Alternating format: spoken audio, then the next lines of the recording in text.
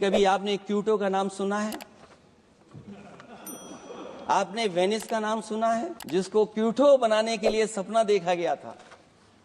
10 साल पूरे हो गए हैं, अभी तक वहां पर मेट्रो की शुरुआत नहीं कर पाए हैं। कि जिस समय समाजवादी सरकार थी, जितनी भी मेट्रो आज यूपी में चल रही हैं, सब की सब समाजवादियों की देन है, एक भी आपकी देन नहीं। उस समय देश के प्रधानमंत्री मनमोहन सिंह जी को जब मैं पहली बार मुख्यमंत्री बनकर के उनसे मिलने गया था, मैं बहुत सारे उनके काम उत्तर प्रदेश के लेकर के गया था। आज वो हमारे बीच नहीं हैं, लेकिन कम से कम उन्हें इसी बात से याद कर रहे हैं, जो जो मैंने काम उस समय दिए थे, एक एक काम उस समय के प्रधानमंत्री जी ने मेरा पूरा कर करके, और उसका परिणाम ये हुआ है अध्यक्ष महोदय, और उसका परिणाम ये हुआ है कि आज उत्तर प्रदेश में जितनी भी मेट्रो चल रही है, चाहे वो लखनऊ की हो, कानपुर की हो, आगरा की हो, नोएडा की हो, ग्रेटर नोएडा को जोड़ रही। जो लोग दिल्ली में मेट्रो बना रहे हैं, वो बनारस में मेट्रो क्यों नहीं बना पा रहे? और दिल्ली का विकास अपने आप हो जाएगा, बस ये जो भारतीय जनता पार्टी की दिल्ली वाली सरकार है, वो हस्तक्षेप करना बंद कर दे। दिल्ली का चुनाव है, तो मैंने राष्ट्रपति जी के अभिभाषण में सुना कि यहां पर मेट्रो की जो दूरी है वो दुगनी कर दी गई है, पटरी दुगनी कर दी गई है, एक्सपेंशन हो गया है इतना। अध्यक्ष महोदय, मैं स्वीकार करता हूं दिल्ली का चुनाव है, एक्सपेंशन की बात करेंगे, लेकिन कभी आपने क्यूटो का नाम सुना है?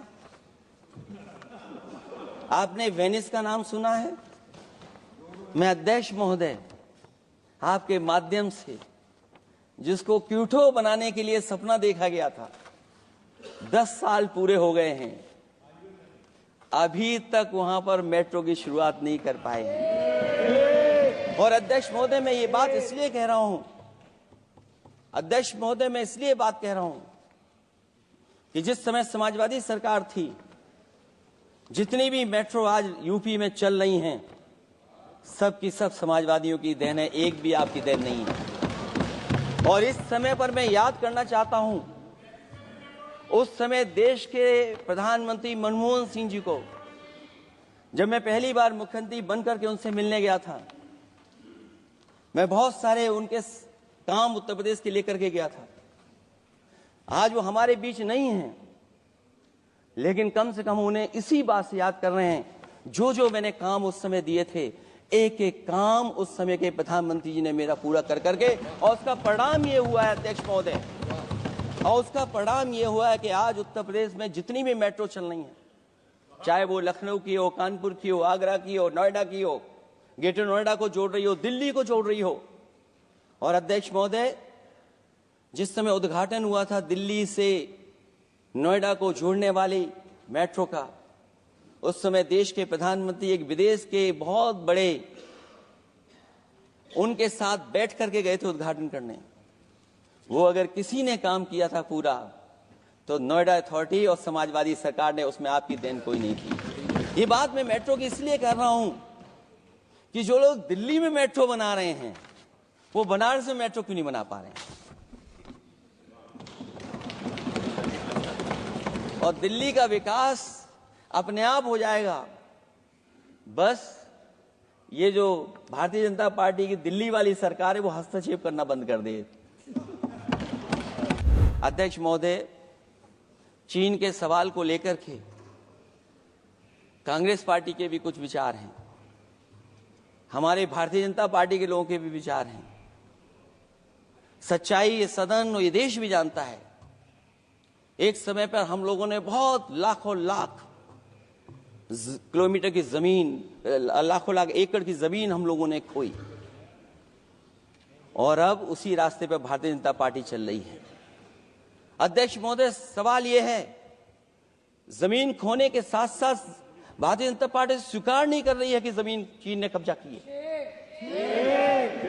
और ये बात अगर हम लोग कह रहे हैं, तो जो अखबारों में खबरें निकलती हैं, टीवी पे कभी कभी खबरें आती हैं, अध्यक्ष महोदय सरकार को कहिए कि ऐसे चैनल, ऐसे अखबारों पे FIR लिखा कर उन्हें जेल भेज दो, क्योंकि कुंभ की जो खबर चलाना चाहते थे, कुंभ की जो खबर देना चाहते थे, उन कुछ साथियों पे आपने FIR लिखा दी है। अगर कुंभ पर सच्ची खबर दिखाने वालों पे आप एफआईआर लिखा सकते हैं, तो फिर चीन की खबर जो खबर चला रहे हैं उस पर भी आपको एफआईआर लिखानी चाहिए। दूसरा, हमारा एक जाति जनगणना का मसला बहुत पुराना है, ये कोई नया नहीं है। आरक्षण के सवाल पर इस देश में दक्षिण भारत से लेकर के उत्तर भारत में और देश में जगह जगह पर बहुत सारे नेता ऐसे रहे जो आज हमारे बीच नहीं हैं, जिनकी वजह से हम आज उस आंदोलन को आगे ले जा रहे हैं। बाबा साहब भीमराव अम्बेडकर जी का जो संविधान है, उसके तहत जो हमें हक अधिकार मिले हैं, आरक्षण की व्यवस्था है, उस व्यवस्था को और मजबूत बनाने के लिए जाति जनगणना होना चाहिए। उसके पक्ष में अब तो कांग्रेस पार्टी भी है। एक समय था जब कांग्रेस पार्टी उस पक्ष में नहीं थी। और अध्यक्ष महोदय, मैं बड़ी जिम्मेदारी के साथ कहना चाहता हूं, अगर उसी समय कांग्रेस पार्टी भी पक्ष में होती तो आज हमें आपके सामने खड़ा नहीं होना पता, मांगना नहीं पड़ता जाति जनगणना। लेकिन अध्यक्ष महोदय, मैं अपने कांग्रेस पार्टी के साथियों से भी कहना चाहूंगा, अध्यक्ष महोदय, मैं कांग्रेस पार्टी के साथियों से भी कहना चाहता हूं, हम आपके साथी हैं और इस मुद्दे पे तो हम आपके साथ और आपके आगे भी चल करके आपका साथ दे देंगे। अब जाति जनगणना को कोई नहीं रोक सकता है। एक दिन ऐसा आएगा अध्यक्ष महोदय, एक दिन ऐसा आएगा, कोई टकरार नहीं है, आपके इंजन जैसे नहीं है। आपका एक इंजन, अध्यक्ष महोदय, ये अध्यक्ष महोदय, हम तो, मुझे कभी कभी ये लगता है कि प्रधानमंत्री जी जितना अपने लोगों को ध्यान दे करके समझाते हैं, इतना ये समझते ही नहीं है। वो अध्यक्ष महोदय, वो सबसे ज्यादा सोशल मीडिया के बारे में जानकारी रखते हैं। आप भी जानकारी रखा करो। अगर आप जानकारी रखोगे तो आपको सच्चाई पता लग जाएगी। एक इंजन ने नमस्कार नहीं किया था दूसरे इंजन को, अगर याद हो तो पता कर लें। और ये बात अगर छिपी हुई हो, ऑनरेबल मेंबर, अध्यक्ष महोदय, अभी तो मैंने शुरू नहीं किया, मेरा लिखा हुआ बहुत लंबा है। कंक्लूड करें, आप समाप्त करें प्लीज। और अध्यक्ष महोदय, एक सवाल और बड़ा उठा है, नौकरी को लेकर के, रोजगार को लेकर के, और हमारे भारत की जो मैन्युफैक्चरिंग सेक्टर है उसको बढ़ावा कैसे दिया जाए। चीन जैसा देश केवल एक पे हमला नहीं कर रहा है अध्यक्ष महोदय, आपकी जमीन भी छीन रहा है और आपका बाजार भी छीन रहा है। और ये बात अगर गलत हो तो सरकार हमें बताए, वो आंकड़े दे। अगर कांग्रेस पार्टी का रास्ता था तो आपका रास्ता कांग्रेस पार्टी का क्यों है? अगर कांग्रेस पार्टी का वो रास्ता था तो आपका रास्ता क्यों है वो? मैं तो जानता हूं जिस दिन उनके सहयोगी साथी समझ लेंगे, वो भी साथ छोड़ जाएंगे। दूसरा जो सवाल कहा गया है अध्यक्ष महोदय, जिस समय बाजार खोला गया, जिस समय हमारा व्यापार के लिए पूरा बाजार खोल दिया,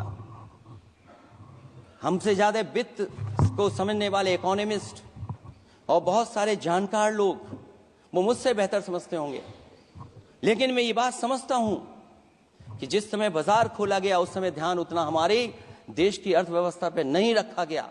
अगर उसी समय पर मैन्युफैक्चरिंग सेक्टर को जिस जिम्मेदारी से रखना चाहिए था नहीं रखा गया, अगर उस समय रखा गया होता तो शायद अध्यक्ष महोदय हम लोग चीन से आगे निकल गए होते। आज चीन आ गए, हम लोग पीछे हैं। क्या आप इनको ज्ञान दे रहे हो क्या? अध्यक्ष महोदय, अपना रास्ता तो वही है, साइकिल वाला। इसलिए अध्यक्ष महोदय, अगर मेरा समय है अभी, क्योंकि मैं बहुत कुछ लेकर के आऊं, और जहां तक इंफ्रास्ट्रक्चर की बात है, आप कहते हैं कि देश का आधुनिक इंफ्रास्ट्रक्चर बनेगा, न केवल उसके नागरिकों को एक बेहतर जीवन देश की नई पहचान देता है, बल्कि देश को एक नया आत्मविश्वास भी देता है। अरे अगर ये बात सच है तो अध्यक्ष महोदय, मैं वो बात कहना चाहता हूं कि 2022 के चुनाव से पहले एक बुंदेलखंड एक्सप्रेस वे बनाया गया था, और जिसकी तैयारी को लेकर के देश के प्रधानमंत्री जी गए थे। कितनी सजावट हुई थी, कितनी तैयारी हुई थी। जो हमारे बुंदेलखंड के साथी माननीय सदस्य चलते होंगे बुंदेलखंड के एक्सप्रेस वे पर, वो जानते होंगे प्रधानमंत्री जी उद्घाटन करके गए, पानी बरस गया, बुंदेलखंड बह गया, एक्सप्रेसवे बह गया। और सोचिए अध्यक्ष महोदय, कब उद्घाटन किया था आपने? 22 में, और आज भी मेंटेनेंस चल रहा है उसमें। 22 के बाद से आज तक भी मेंटेनेंस चल रहा है। और कहीं अगर आपने जो गाड़ियां बाजार में ला दी हैं, जो बाजार में आजकल अध्यक्ष महोदय जो गाड़ियां आ गई हैं, अगर वो कहीं अपनी रफ्तार से चलेंगी तो या तो पेट दर्द होगा या कमर का दर्द होगा, दोनों में से एक के लिए तो इलाज जाना ही पड़ेगा।